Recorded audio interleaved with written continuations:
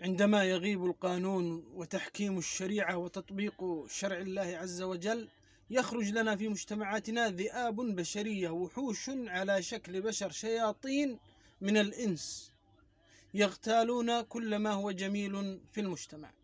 هذا الطفل الصغير يا أخوان خرج عليه هؤلاء الخمسة المجرمين وقتلوه وخنقوه ودفنوه في أرضية مهجورة. لماذا؟ لأنهم يعرفون أنه يخرج كل يوم الساعة 8 وقليل ويذهب إلى محل صرافة يحول فلوس مالية إلى مكان ما، فتربصوا له وقتلوه وأخذوا منه 300 ألف ريال يمني.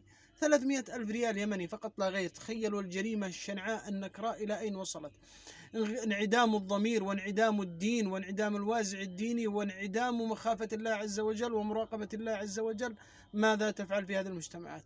ومن هنا نوجه رسالة إلى الآباء أولياء الأمور: انتبهوا على أبنائكم فلذات أكبادكم، لا تخرجوهم لوحدهم في مجتمع مليء بالوحوش البشرية، مليء بالشياطين الإنسية، مليء بالمجرمين، مليء بمن لا يخافون الله عز وجل. يا أخوان، اليمن لا ما عاد فيها لا أمن ولا أمان ولا تطبيق قانون ولا شريعة ولا شيء.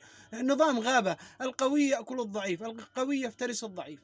فانتبهوا لأبنائكم يا أخوان، لا ترسلوهم لوحدهم، خاصة وأن معهم مبالغ مالية. فالمتربصون كثر، حسبنا الله ونعم الوكيل.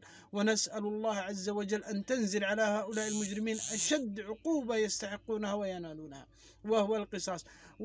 يعني لا نستبعد أن في الأيام القادمة سيأتي أناس ويطالبون بالعفو ويذهبون إلى ولي الأمر ويستسمحونه ويطلبون منه أن يعفو وأن يتنازل وأن يسقط حق دم ابنه، والله المستعان. ولكن نسأل الله عز وجل أن ينفذ فيهم حكم الله عز وجل، وأن لا يعفو والد الطفل. لماذا؟ ليكونوا عبرة لغيرهم، والله المستعان. دمتم بخير، والسلام عليكم ورحمة الله وبركاته.